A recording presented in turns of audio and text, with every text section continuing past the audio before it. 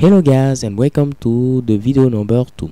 Alors vous êtes à la seconde vidéo de ma série de vidéos consacrée à la sécurité PHP.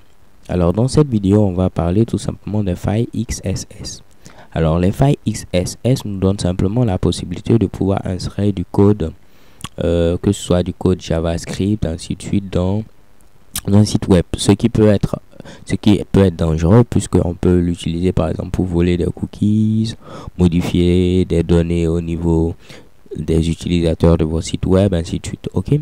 Au passage, YouTube a subi cette menace au niveau des failles XSS, au niveau plutôt de la mise en ligne des commentaires. Donc au niveau des commentaires, il y avait la possibilité de pouvoir exploiter, disons, les failles XSS au niveau de YouTube. Ok.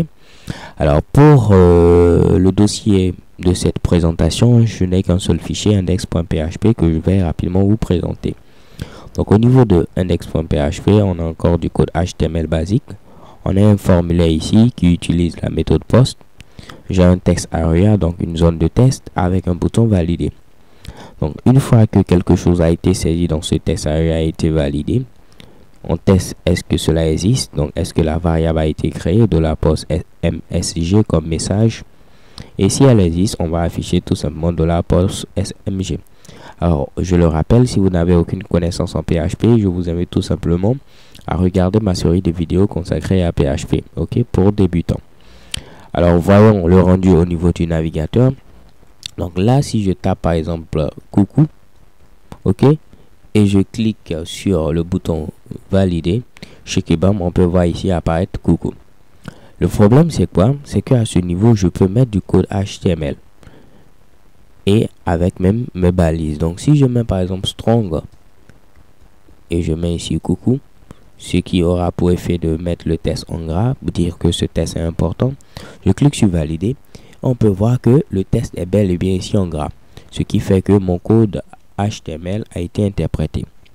Alors pour les plus vicieux, ils peuvent mettre ici du code JavaScript. Par exemple ici, on va essayer de faire une petite redirection pour montrer que le code JavaScript va fonctionner.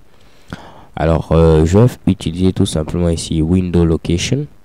Donc si vous n'avez également aucune connaissance, oh my god, en JavaScript, je vous invite également à regarder ma série de vidéos consacrée à JavaScript. Donc ici on met http, je mets deux points //, je vais aller sur etsmo.sn qui est mon site en local sur ma machine Linux actuellement, et je crois que c'est bon. Je mets ici un petit point virgule.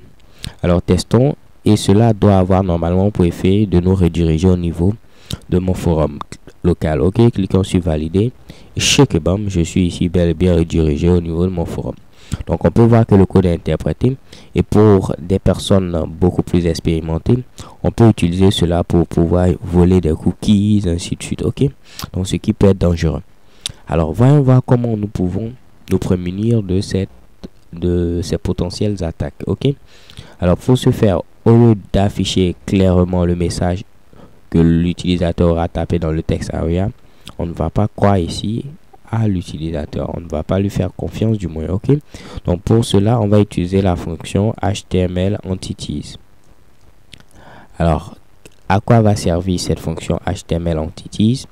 Alors tout simplement, si vous tapez par exemple ici strong, HTML entities va prendre le signe inférieur et le remplacer par, disons, sa valeur littérale. Donc ici ce sera ici et commercial LT, comme ici, ok, less than pour dire le signe inférieur, et ici il va remplacer le signe supérieur par GT pour dire ici great than. Ok, donc tout simplement cela aura pour effet à afficher littéralement strong, non pas à l'afficher tout en l'interprétant. Ok, donc voyons voir plutôt ce qu'on obtient. Si je mets maintenant cette fois-ci strong et je mets ici coucou, étant donné que strong ne va plus être ici interprété, on aura tout simplement ce message littéralement affiché. Chez Kebam, vous voyez ici ce message littéralement affiché strong coucou strong. Il n'est pas du tout interprété comme précédemment. Ok, si vous ne voulez même pas que ces différentes balises puissent apparaître, vous pouvez utiliser une autre fonction, c'est la fonction strip tags. Ok, donc je vais l'utiliser rapidement pour vous montrer ce qu'elle fait. Donc strip tags va éliminer même toutes les balises HTML. Ok, donc si j'actualise simplement, Shikebam, voyons le résultat. Vous voyez qu'elle a éliminé la balise strong. Ok, on peut également utiliser une autre fonction, c'est la fonction HTML special chars. Cette fonction qui a quasiment la même fonction, à quelques différences près que ici HTML entities. Donc ici je vais vous montrer simplement HTML special char. Actualisons le navigateur et Shikebam, vous pouvez voir HTML special char qui fait quasiment la même chose que HTML entities. Ok, alors c'est tout pour cette vidéo. Surtout n'oubliez pas, il ne faut jamais faire confiance à l'utilisateur. Donc un petit HTML entities ou HTML special char pourra faire l'affaire. So thank you guys for watching. Don't forget to subscribe and see you to the next video. XOXO.